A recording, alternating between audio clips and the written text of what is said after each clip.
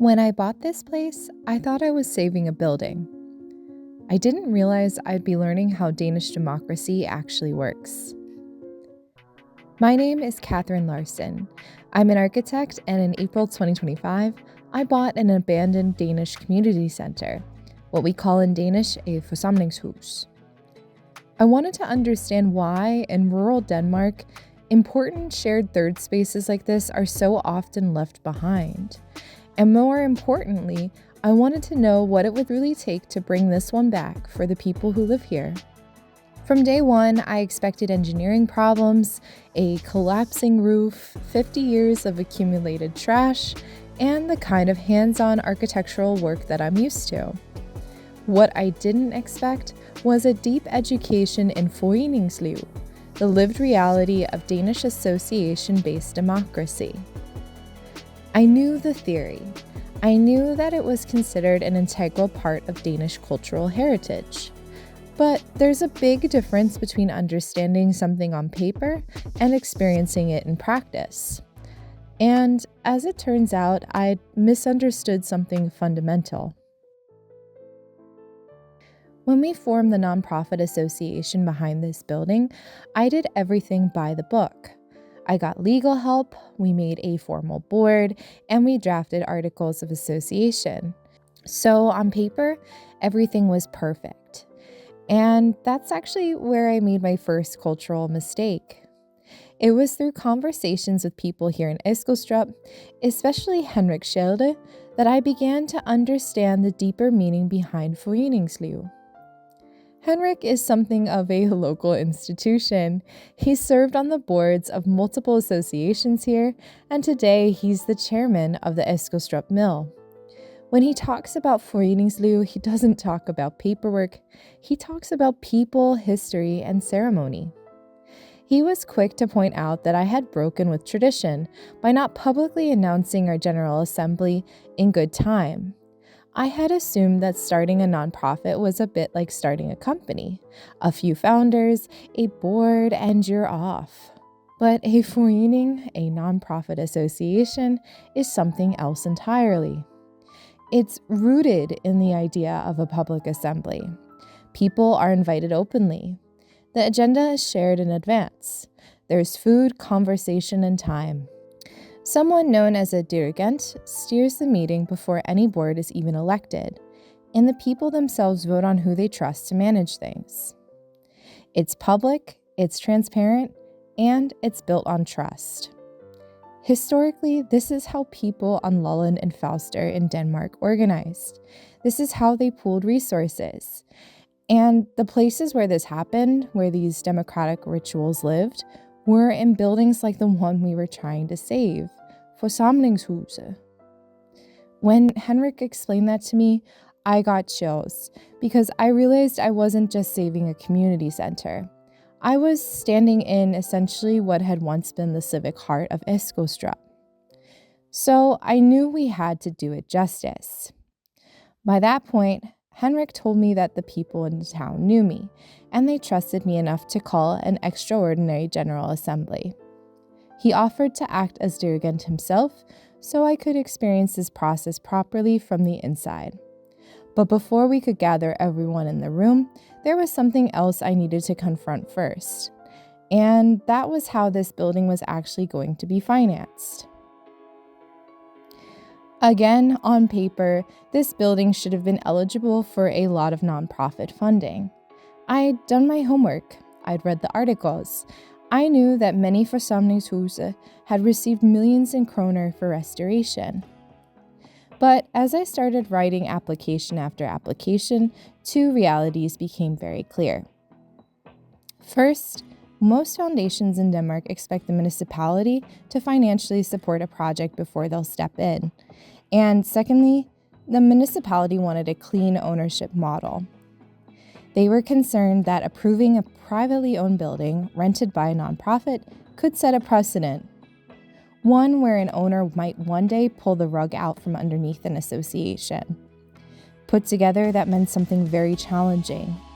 If a nonprofit association wants to restore a building like this, it effectively needs the capital to own it. And that left me with a decision to make. Do I organize a loan through the association and slowly try to reclaim my investment over time? Do I help the association raise enough money to buy the building from me? Or was there a third option? Well, there was. It was the option that my accountant liked the least. Sorry, Leonard.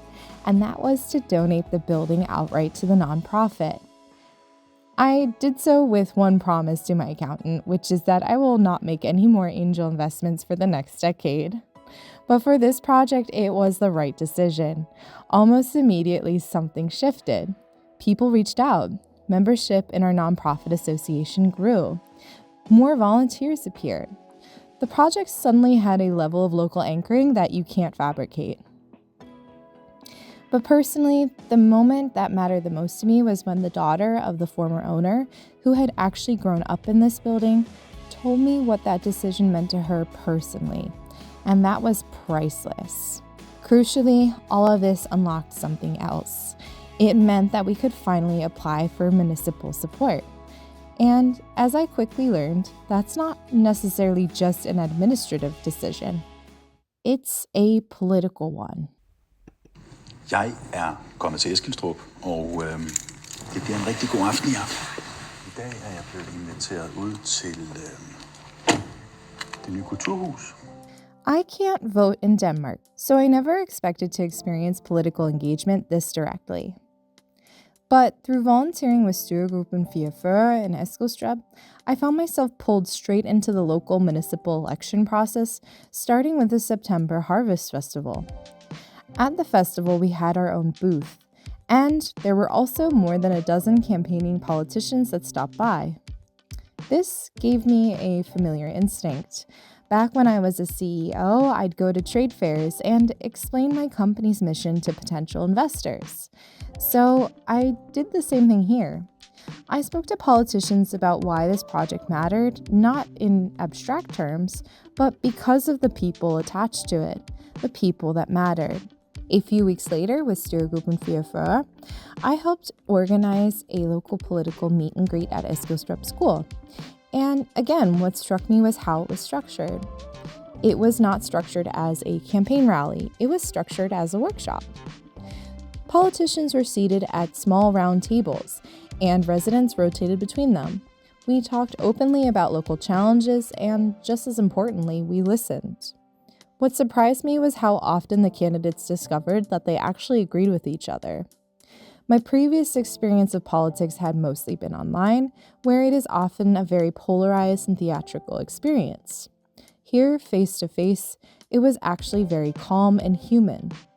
And again, it reinforced something that I had already begun to understand through this project. Public spaces matter because they make this kind of interaction possible. Through Styregruppen 44, the Kulturhus had become part of these conversations, especially because it represents something that the town is missing. It's really missing a shared space for young people, teenagers, and young adults, a place where generations can meet. This was something that everybody agreed on.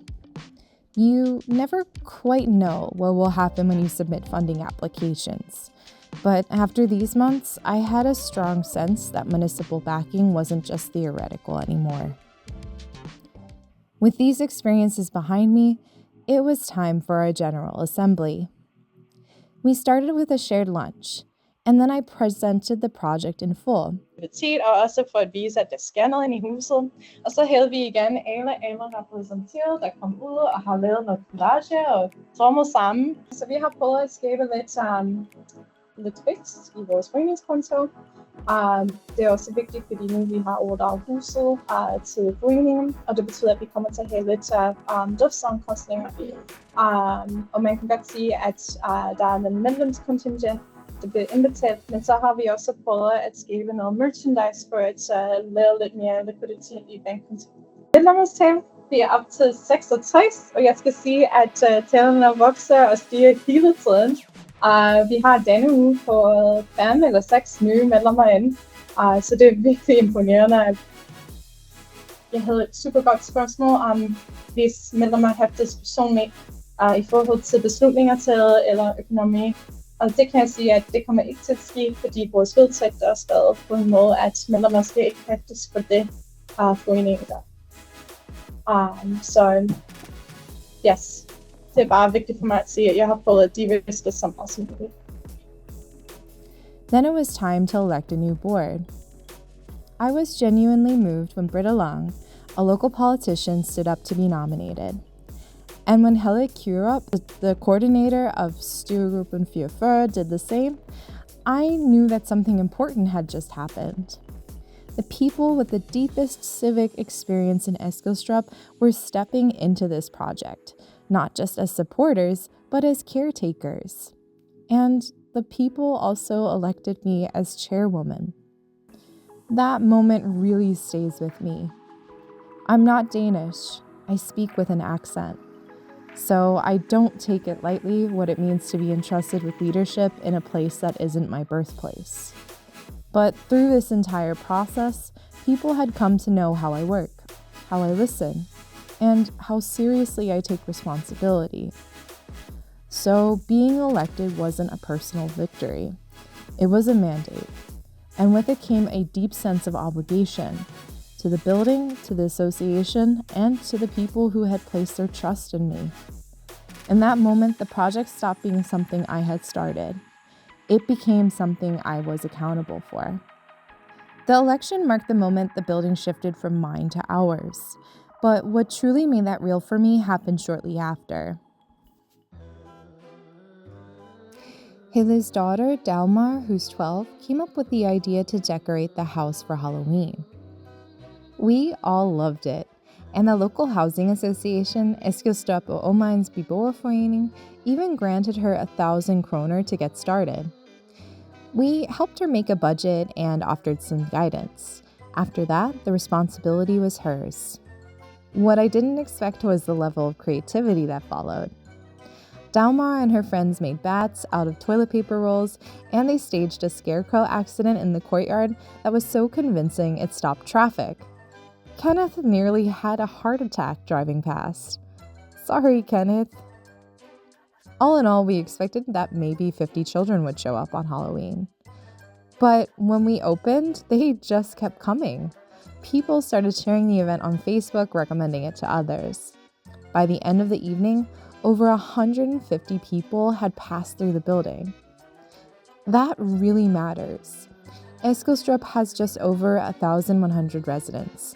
And in one evening, this place became a shared destination again, especially for young people. For me, that was the clearest proof yet of what this building actually is and the potential it unlocks for the future of the town. During this period, I shared regular updates from Eskilstrup on social media, especially on LinkedIn with my own industry. What surprised me the most was how strongly people responded. The project began to spark broader conversations about what we value as architects, about what we choose to preserve, what we demolish, and what meaningful change actually looks like when it starts from the ground up. One thing became very clear to me through this work. Much of architectural practice is structured around waiting. We wait for clients to choose us, we wait for capital, and because those clients usually hold financial power, urban and local planning developments tend to move from the top down. In Eskilstrup, the sequence was reversed. A real local need came first. Only then did we begin to build the conditions around it, using trust, participation, and social capital where financial capital was missing. And that reversal resonated far beyond this one project. I began hearing from younger architects looking for alternatives to business as usual, and from more experienced colleagues who felt increasingly disconnected from the systems they were working inside. This project functioned as a bridge, not because it offered a perfect example, but because it made structural constraints visible, and it showed that the systems they're in can be navigated differently. Early on, I think many people assumed that this would be a solitary effort, and it was something driven purely by enthusiasm and destined to burn out. But I think what's become clear is that this work is about building public architecture that can actually hold collective responsibility within the very real constraints of 2025. Not by bypassing the system, but by learning how to work intelligently inside of it differently. In September, we received our first funding approvals. Boligfonden Kuben was the first to step in, supporting a series of local workshops focused on circular and natural building materials. They've consistently backed early-stage material-driven experimentation in Denmark, and their support meant a lot to us. Shortly after, Dreyer's Fund agreed to fund a small conference sharing the lessons from our co-creation process. This wasn't large amounts, but they were very important ones. 2 well-respected foundations choosing to engage early sent a clear signal. This project was being taken seriously. At the same time, our municipal funding application was still processing. It went to political vote in November, shortly after the elections. I checked the public meeting record on my phone after a workday and saw one word: godkendt. Approved.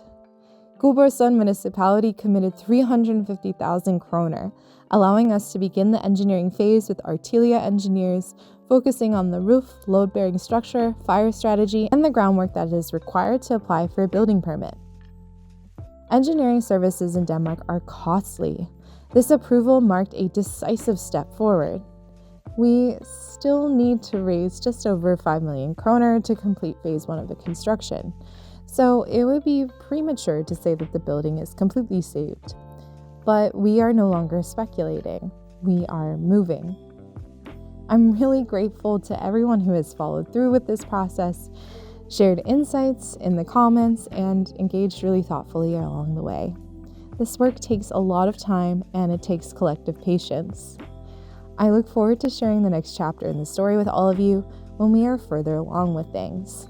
Until then, I wish you and your families a wonderful holiday season.